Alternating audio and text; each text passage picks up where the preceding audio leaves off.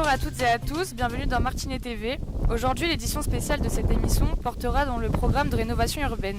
Débuté en 2021, celui-ci porte un objectif, redessiner le cœur des Martinets. Nous allons enquêter pour comprendre de quoi il s'agit et nous allons l'expliquer. Tout de suite, les titres de cette émission. Nos journalistes ont profité d'une après-midi pour interviewer Monsieur le maire sur ce programme et les aménagements extérieurs. Que va-t-il se passer ces prochaines années? Ensuite, nous nous sommes intéressés aux travaux liés à ces aménagements et aux avis des habitants. Est-ce une bonne chose pour le quartier? Il y aura aussi des réhabilitations dans le quartier. Qu'est-ce que c'est? Où vont se dérouler les travaux? Nos explications avec l'intervention de notre invité, Martial Mauger, directeur du développement de Oise Habitat. Et enfin, dans ces travaux, il y aura des démolitions à prévoir. Notre envoyée spéciale Iliana est actuellement près d'un des bâtiments concernés. Son compte rendu en duplex à la fin de notre journal. Pour commencer, nos journalistes se sont questionnés sur ce programme de rénovation urbaine et ont interrogé le maire en personne. Jean-Pierre Bozino est passé il y a quelques jours Espace Hubert Docker répondre à nos questions. Interview par Aïcha Ricard, Aïcha Aï, Fatia, Ayat, Atouma et Ivanka.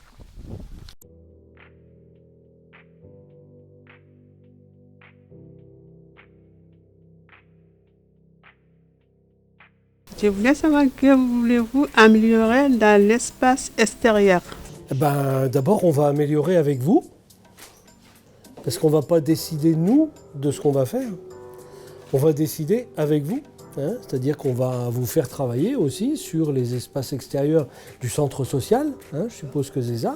Donc, on va aussi vous mettre à contribution, vous faire travailler pour que vous nous disiez comment vous voyez les choses.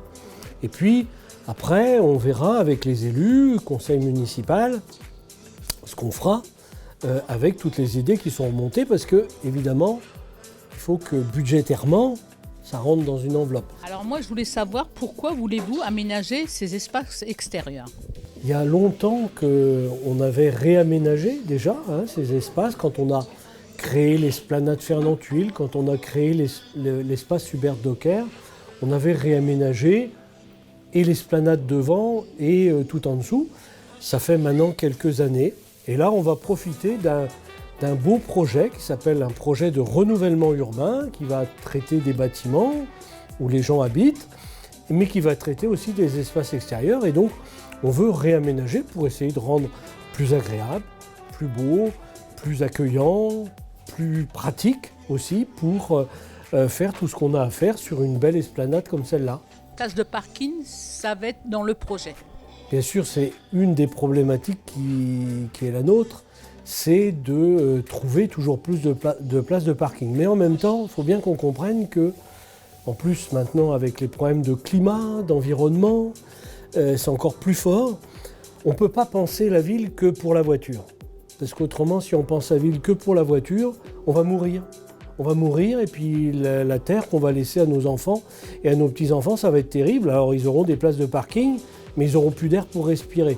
Donc il faut qu'on réfléchisse à comment on améliore le problème du stationnement dans le quartier, évidemment, sur toute la ville en général, mais tout en préservant des espaces boisés, des espaces verts pour qu'on puisse respirer. On va se dérouler les travaux. Les travaux vont se dérouler sur l'ensemble du quartier. Sur l'ensemble du quartier des Martinets. La plus grosse partie ici, sur Gabriel Péri, mais il y aura aussi de gros travaux sur Anatole France, puisqu'on va refaire toute l'avenue Anatole France. Les organismes HLM, Oise Habitat et la SHLM vont faire des travaux sur leurs immeubles, et puis nous, on va travailler sur tous les espaces extérieurs, donc l'esplanade Fernand-Tuile, on l'a dit, on va travailler sur l'avenue Gabriel Péri, on va travailler sur l'avenue Anatole France, pour travailler sur les espaces aménagés, agréables et ainsi de suite, travailler sur les places de parking, travailler sur la sécurité, sur la voirie, travailler sur toutes ces questions-là. Donc, ça va se dérouler sur l'ensemble du quartier, mais pas tout en même temps, morceau par morceau. Quand vont commencer et se terminer ces travaux? Bon, il y a déjà des choses qui ont commencé dans le quartier avec la SHLM, dans les immeubles du Colonel Fabien ou de l'impasse des Martinets. Il y a déjà des choses qui ont commencé, mais très sincèrement, sur les espaces extérieurs, tout cela va commencer plutôt vers la fin de l'année. et puis le début de l'année prochaine. Combien de temps ça va durer ? Il est probable que ça dure 2-3 ans. Il ne faut pas qu'on se raconte d'histoire, ce sont des travaux importants qui vont forcément être longs et ça peut durer 2-3 ans. Et qui va faire les travaux? Qui va faire les travaux ? La plupart des travaux vont être réalisés par des entreprises, que ce soit des entreprises qui vont travailler pour les bailleurs HLM, ou Habitat ou la SAHLM, ce sont les entreprises qui vont faire, ou pour la ville, sur les espaces extérieurs, on va faire travailler des entreprises. Et donc, les OAS Habitat et la SHLM, généralement, ils font des réunions avec les locataires pour présenter les entreprises qui vont faire les travaux. Et nous, on fera pareil. Quand on aura déterminé un projet avec vous, qu'on saura ce qu'on va faire, quand on aura décidé ce qu'on va faire, par exemple sur le parvis, mais aussi dans la rue Gabriel Péri, dans la rue Anatole France. Quand on aura décidé tout ça, on présentera les entreprises. Mais ce sont les entreprises qui vont faire les travaux. Les services municipaux, on n'a pas les moyens de faire des gros travaux comme cela. Ça va durer plusieurs années. Entre les travaux dans les immeubles et les travaux sur les espaces extérieurs, tout ça va s'étaler sur 3-4 ans, au moins 3-4 ans. À qui va profiter des travaux? On espère bien que ça va profiter à tout le monde. On espère bien que ça va profiter à tout le monde parce que c'est pour ça qu'on le fait. En tout cas, au plus grand nombre, il y a ceux qui habitent directement ici et puis ceux qui, parce qu'ils ont des choses à faire dans le quartier des Martinets, vont passer dans le quartier des Martinets. Ce sont des travaux qui doivent profiter à tout le monde. Les jeunes et les moins jeunes, les locataires et ceux qui passent, ça doit profiter à tout le monde, ces travaux dans notre ville. Et donc, il faut que le plus grand nombre des habitants de notre ville profitent de ces travaux importants qui vont être réalisés. Qu'en est-il des espaces extérieurs de notre quartier des Martinets ? Améliorer la vie autour des habitations fait partie du programme.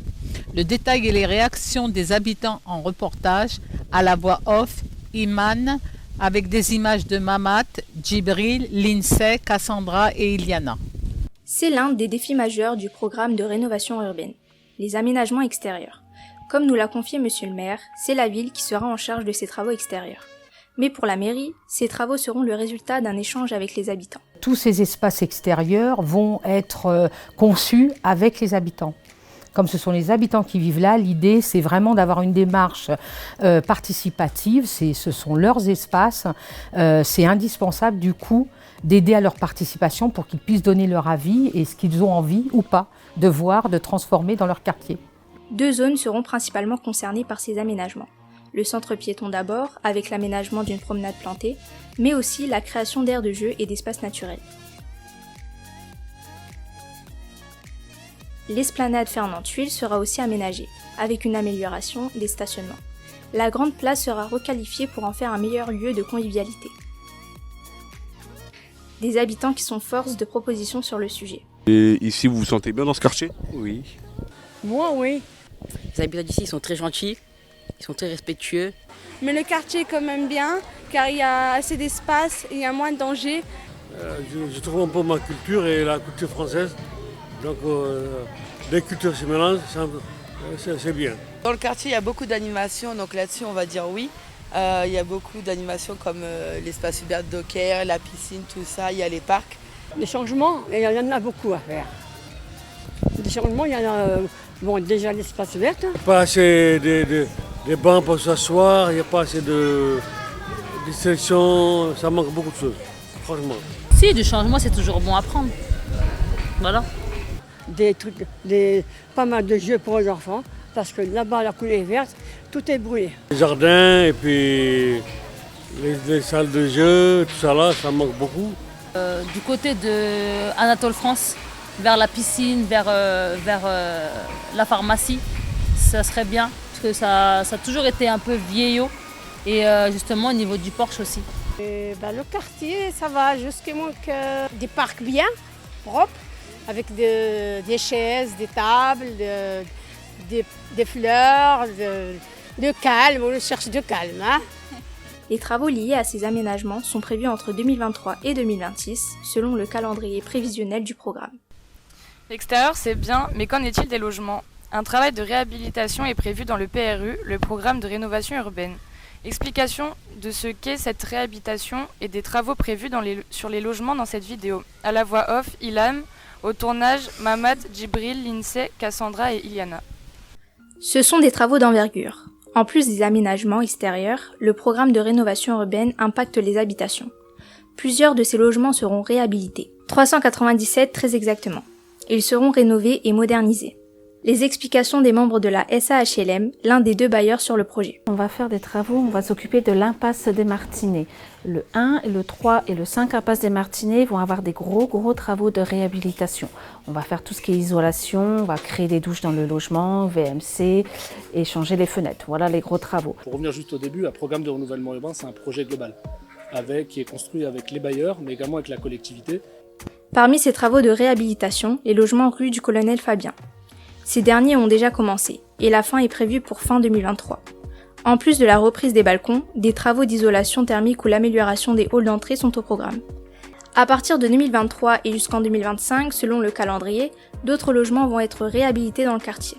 Avenue Gabriel Péri d'abord et avenue Anatole France, avec l'isolation des toitures et façades. Les installations électriques seront modernisées entre autres dans ces secteurs. L'impasse des Martinets bénéficiera aussi de travaux d'isolation et d'autres aménagements. Enfin, rue des Champards bénéficiera aussi du programme avec une reprise des VMC, de l'électricité, plomberie et sanitaire. 11 logements seront mis en accessibilité pour les personnes à mobilité réduite. Une question subsiste pour les habitants impactés par ces travaux. Peuvent-ils rester chez eux le temps de la rénovation ? Les gens ne peuvent pas rester chez eux pendant les travaux. Parce qu'on va faire des gros travaux de réhabilitation. On va casser tout ce qui est salle de bain et cuisine, toilette. On les refait totalement. On va créer une VMC, on va changer les fenêtres. Donc on préfère que les gens, au moins pour l'impasse des Martinets, ils ne peuvent pas rester chez eux. Donc c'est pour ça qu'on fait du relogement temporaire. Donc les personnes, c'est-à-dire qu'on n'a pas laissé les personnes sans rien. Il y a un relogement tiroir qui est prévu. C'est-à-dire qu'il y a des logements qui ont été aujourd'hui vidés puisqu'ils sont voués à la démolition. Et les personnes qui vont voir leur logement réhabilité vont passer dans les logements aujourd'hui vacants pendant le temps des travaux et reviendront dans leur logement tout neuf. Nous avons recueilli les réactions de plusieurs habitants concernés par ces travaux de réhabilitation et les déménagements. Avant, j'habitais à Anatole France, en face de la piscine. Avant, j'habitais rue Le Sur avec ma mère. Étant donné que je travaille à l'association JAD, on a fait un projet pour aider les personnes à déménager vu qu'il va y avoir des destructions au niveau du porche. Et donc je sais que ça va être détruit pour pouvoir les reloger. Qu'est-ce que vous n'aimez pas dans votre logement temporaire ? Il est trop petit, il n'y a pas de place. Le fait que, par exemple, l'ascenseur tombe en panne ou se bloque à certains étages, ou du coup le bruit ça dérange le voisinage. Les murs ils sont trop fins et du coup on entend tout ce qui se passe des autres voisins. Qu'est-ce que vous aimez bien dans votre nouveau logement ?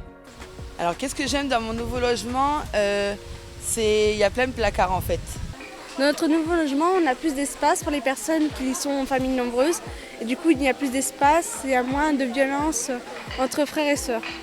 Et aussi, les bâtiments sont propres, tout ça à l'intérieur. Qu'est-ce que vous aimeriez améliorer dans votre futur logement ? Dans mon logement, je voudrais que ça soit juste plus grand, que je puisse mettre les affaires que j'ai, quoi. Je pense que ces bâtiments sont déjà très bien, mais s'ils la rénovent encore plus, ça va être très bien. Au niveau des travaux, qu'ils fassent plus de travaux quand on arrive dans le logement. Nous, on a hâte que ça commence, on a hâte que ça finisse aussi. On a hâte que ça commence pour les locataires du Martinet pour leur apporter du bien-être supplémentaire et un vrai confort de bien-être au quotidien. Et Colonel Fabien, on a hâte que ça finisse parce qu'effectivement, les travaux, ça fait un moment que ça dure. Il y a des nuisances pour les locataires. On leur a amélioré les ascenseurs, tout ça, mais on a hâte que ça finisse et qu'ils puissent profiter enfin de leur balcon qu'ils attendent depuis un très long moment. Le coût du projet de rénovation urbaine est estimé à 38 millions d'euros, dont 3 millions investis par la ville. Les actions de réhabilitation et de démolition seront à la charge des bailleurs. Cela représente près de 8 millions pour la SAHLM et 20 millions d'euros pour Oise-Habitat. Nous accueillons désormais Martial Mauger, directeur du développement de Oise-Habitat. Bonjour Monsieur Mauger. Alors déjà, pouvez-vous nous dire qui vous êtes et quel est votre rôle dans le programme ? Sur quel secteur allez-vous intervenir ? Bonjour mesdames.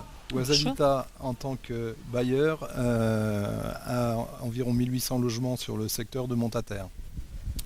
Fort de la coopération qui existe depuis des années avec la mairie, de Montataire, Oise Habitat, ensemble, ont travaillé sur le développement du NPNRU et sur la requalification des espaces. Donc il y aura effectivement une démolition au niveau du Porsche de Anatole France et la réhabilitation d'un certain nombre de logements, 166 logements et 110 logements. Pour vous, qu'est-ce que ce programme va apporter aux habitants du quartier?